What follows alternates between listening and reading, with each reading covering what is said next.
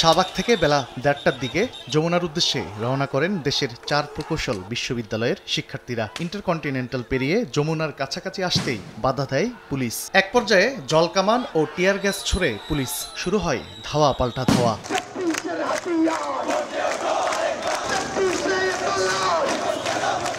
এর আগে সকাল থেকে শাহবাগ মোড়ে অবস্থান নেয় শিক্ষার্থীরা। বেশ কিছু দাবি নিয়ে পূর্ব ঘোষণা অনুযায়ী বুয়েট, রুয়েট, চুয়েট ও কুয়েটের শিক্ষার্থীরা জড়ো হন শাহবাগ মোড়ে। সকাল ১১টার দিকে মিছিল নিয়ে বুয়েট থেকে আসেন তারা। সেই মিছিলে যুক্ত হয় রুয়েট ও চুয়েটের শিক্ষার্থীরাও। কোটার মাধ্যমে কোনো পদোন্নতি নয়, এমনকি অন্য নামে সমান পদ তৈরি করে পদোন্নতি দেওয়া যাবে না। যারা 2 পয়েন্টের বেশি পায় 3-এর ভিতরে থাকে তারা ডিপ্লোমায় ভর্তি হয়। তো বিএসসি ইঞ্জিনিয়াররা এতগুলো ক্রেডিট কোর্স শেষ করে তারা ইঞ্জিনিয়ারিং ডিগ্রি লাভ করতেছে, তাদের কেন আমরা ইঞ্জিনিয়ার বলবো না? নবম গ্রেড হচ্ছে আমাদের ইঞ্জিনিয়ারদের জন্য ডেডিকেটেড হওয়া উচিত ছিল, কিন্তু হচ্ছে ডিপ্লোমারা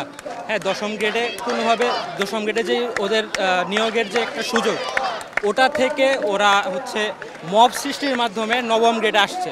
শাহবাগের কর্মসূচিতে তারা শুরুতে সচিবালয় অভিমুখে যাত্রা করার ঘোষণা দেন। এ সময় তাদের সঙ্গে সংহতি প্রকাশ করেন বুয়েটের সহকারী অধ্যাপক ইফতেখারুল ইসলাম ইমন। পরে অবশ্য যমুনার অভিমুখে যাত্রার ঘোষণা আসে।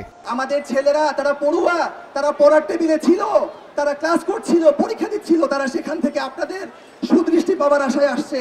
আপনারা এটাকে কোনোভাবে ছোট চোখে দেখবেন না।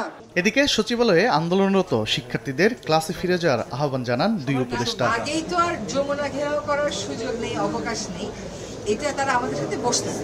নিজ শিক্ষা প্রতিষ্ঠানে তারা যাতে ফিরে যায়, কারণ আমরা তো দেখছি যে সরকারের উপদেষ্টাদের নিয়ে একটা এবং তাদের প্রতিনিধিদের নিয়েও তো আমরা একটা কমিটি করি।